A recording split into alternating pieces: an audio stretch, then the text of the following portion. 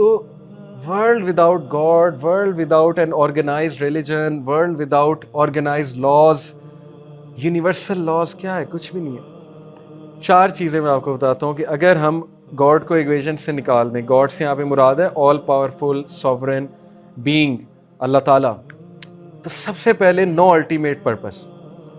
اگر گاڈ نہیں ہے پھر پرپز نہیں, لائف کا کوئی پھر وی آر الون, پھر no one is watching us, no one is taking care of us, nourishing us, no one is going to deliver ultimate justice.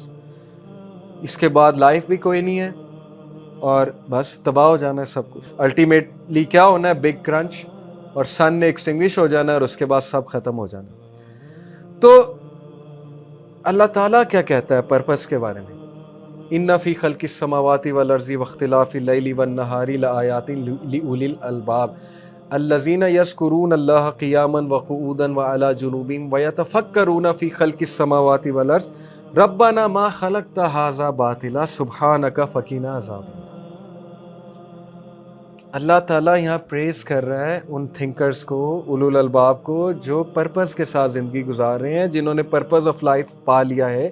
Ultimate purpose خدا دے رہا ہے آپ کو, اللہ تعالیٰ دے رہا ہے الٹیمیٹ پرپز. میں نے آپ کو پورے لاسٹ لیکچر میں سمجھایا تھا.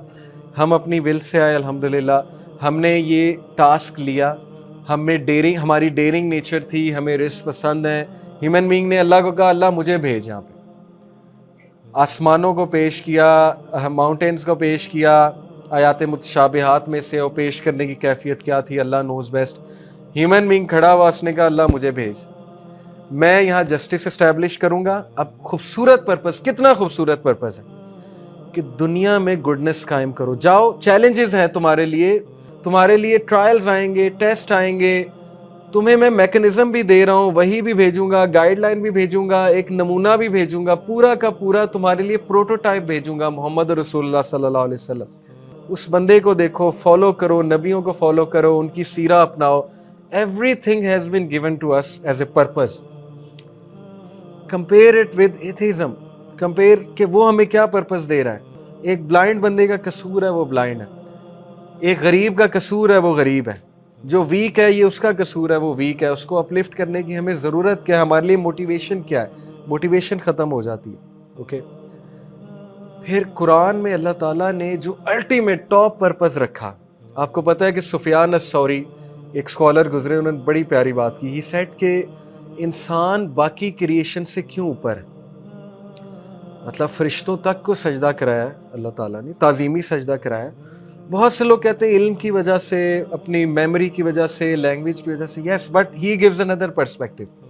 ہی سیڈ کیونکہ سب سے زیادہ عبادت پسند اللہ کو انسان کی ہے, کیونکہ اتنی خوبصورتی سے عبادت کرتا ہے, سجدہ اتنی خوبصورتی سے کرتا ہے, اتنا سیکوینس ہے انسان کی عبادت میں.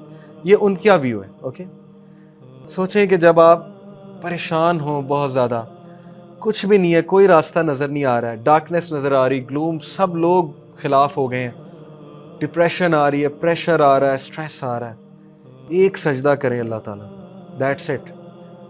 سوچیں کہ ہمارے پاس سجدے کی نعمت ہے, ہمارے پاس پرپز ہے, مقصد ہے.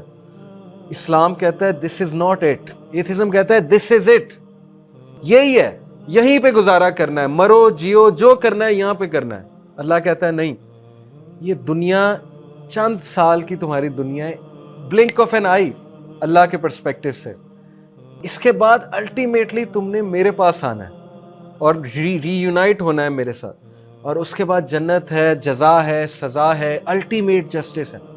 دنیا میں کہاں الٹیمیٹ جسٹس؟ بتائیں مجھے کس کو الٹیمیٹ جسٹس مل رہا ہے؟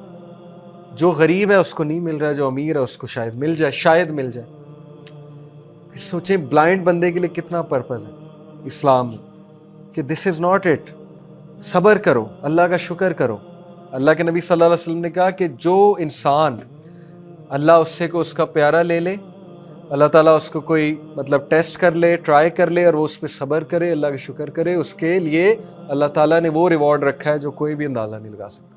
پرپس دے رہا ہے ریلیجن ہمیں, ریلیجن ہمیں ہوپ دے رہا ہے, ریلیجن ہمیں لائٹ دکھا رہا ہے. اوکے, گاڈ آلمائٹی ہمیں لو دے رہا ہے, جسٹس کی امید دلا رہا ہے گاڈ آلمائٹی ہمیں. سو پہلی بات ہے کہ وداؤٹ گاڈ نو الٹیمیٹ پرپس, پھر پرپس کوئی نہیں, پھر کولیپس ہو جاتا ہے سب کچھ, وی آر الون دین. اب آپ سوچ لیں کتنا ڈپریسنگ ہے کہ وی آر الون اور کوئی بھی نہیں ہے اس پوری ڈارک یونیورس میں اور کوئی بھی نہیں. نمبر 2, گاڈ کو جب ہم نکال دیں گے تو there will be no ultimate hope. پھر ایک ہوپ لیس لائف.